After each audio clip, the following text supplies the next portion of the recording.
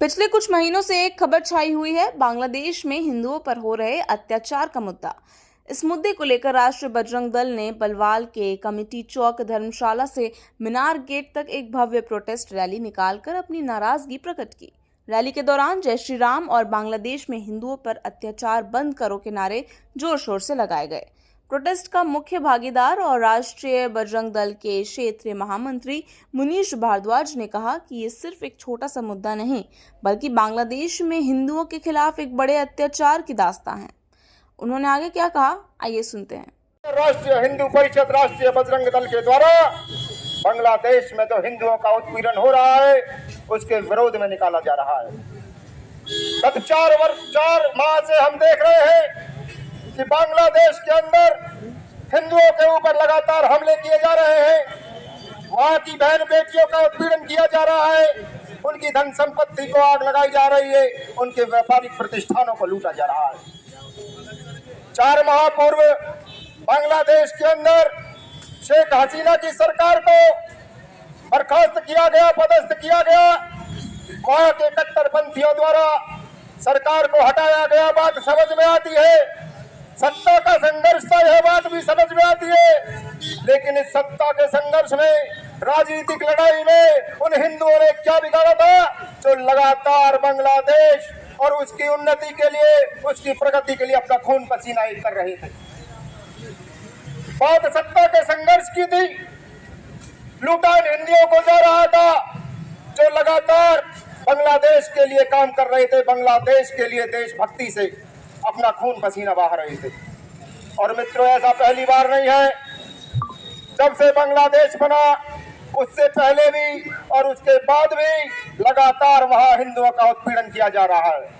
जिस समय 1947 में पाकिस्तान भारत से अलग हुआ था, उस समय जो बांग्लादेश था वहां पर 30% हिंदुओं की आबादी थी। लेकिन आज उनके अत्याचारों के कारण से, मुसलमानों के हमलों के कारण से, उनके धर्म परिवर्तन के कारण से केवल वह आबादी 30% से घटकर के 6% रह गई। भारतवर्ष के अंदर जो मुसलमान 3 करोड़ था 1947 के समय, आज 30 करोड़ से ज्यादा मुसलमान इस भारत के अंदर है। और क्या कारण है कि भारत के अंदर मुसलमान लगातार बढ़ रहा है और बांग्लादेश और पाकिस्तान के अंदर लगातार घट रहा है? कारण है कि ये लोग जिस देश के अंदर रहते हैं उस देश के अंदर दूसरे धर्म के लोगों का जीना दुश्वार कर देते हैं। पाकिस्तान के अंदर हिंदुओं की जो बेकदरी हो रही है उसी प्रकार आज बांग्लादेश के अंदर हो रही है।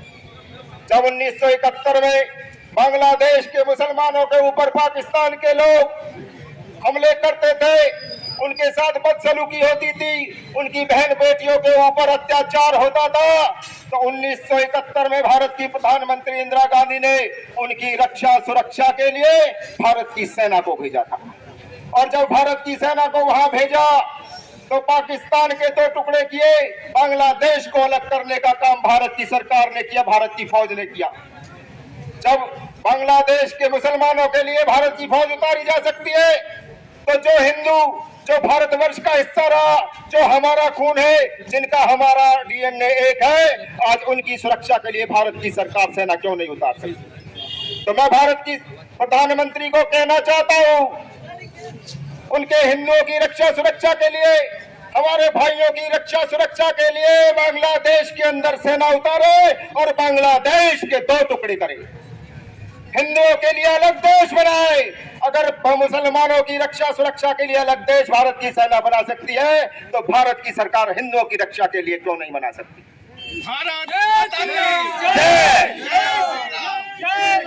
और भारत की सरकार को हम लोग चेतावनी देना चाहते हैं, इन जिहादियों के साथ सख्ती से निपटे। अभी संभल के अंदर आप लोगों ने देखा किस प्रकार हजारों की संख्या में जिहादी इकट्ठे हुए। उससे पहले भी देश के अंदर अनेकों बार पथराव होता है, धार्मिक जुलूसों के ऊपर पत्थर मारे जाते हैं। ये कट्टरपंथी भारत के किसी भी राज्य के अंदर हिंदुओं के ऊपर हमले करने से चूक नहीं रहा है। तो भारत की सरकार से कहना चाहता हूँ, इन कट्टरपंथियों पर लगाम लगाए और इस देश के अंदर जो सबसे ज्यादा आतंकवादी पैदा करने का काम कर रहे हैं, तबलीगी जमात, जो इन आतंकवादियों की जड़ है, इन आतंकवाद की मां है, उस तबलीगी जमात को बैन करने का काम करे और भारत के युवाओं को भी कहना चाहता हूँ, ओवैसी जैसे बदमाशों को बताना चाहता हूँ, 15 मिनट की दुहाई देने वाले नेता समझ ले, जब भी 15 मिनट का समय मिला, दंगा तुम लोगों ने शुरू किया और समाप्त करने का काम हमारे नौजवान भाइयों ने किया। और आगे भी आगे इस प्रकार की घटना हुई तो वही अंजाम तुम्हारा फिर से होने वाला। जय श्री राम। मित्रों, हम सब लोग प्रदर्शन में चलेंगे, सभी पैदल चलेंगे, कोई बाइक लेकर नहीं चलेगा और बाजार में चलते हुए हम लोग नारे लगाते हुए शांतिपूर्वक हमारा प्रदर्शन होगा, सभी चलेंगे। जय श्री राम। मुनीश कहते हैं कि सत्ता के इस संघर्ष में हिंदुओं ने क्या बिगाड़ा था, फिर भी उन्हें अपना घर, धर्म और अपने परिवार की रक्षा के लिए स्ट्रगल करना पड़ रहा है।